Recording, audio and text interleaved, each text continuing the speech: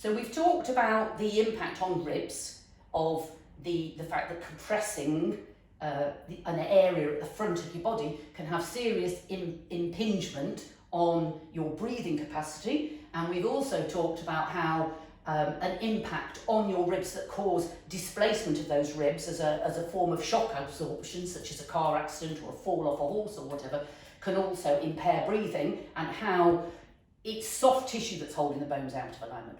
Always is soft tissue. Bones don't hold themselves out of alignment. It is the tensional forces. But what we also need to remember, and we're going to look at me now on that, is think of myself here as having my lungs here, which we've already talked about because this is the bottom of my rib cage.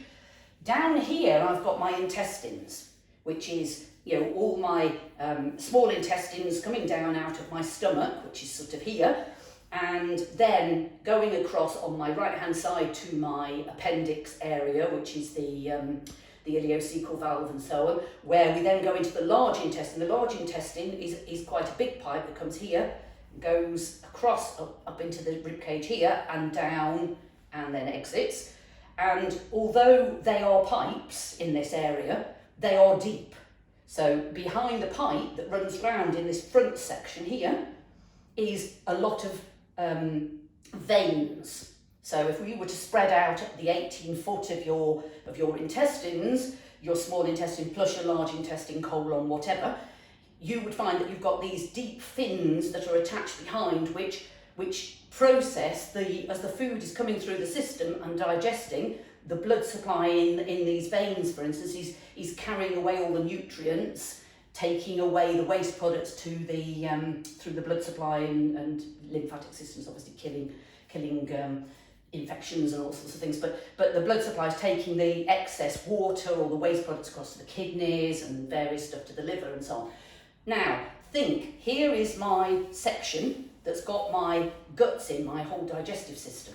Now, down to my pelvic area, I know I've got my ovaries and my uterus and all sorts of things in here as well. But here we are like that. Now I slouch. And you see, or maybe it's better if I do it this way round, I slouch, you see how you're compressing really seriously, especially if you slouch like this, how much you're compressing your digestive system into a much smaller space, and it's not going to function properly.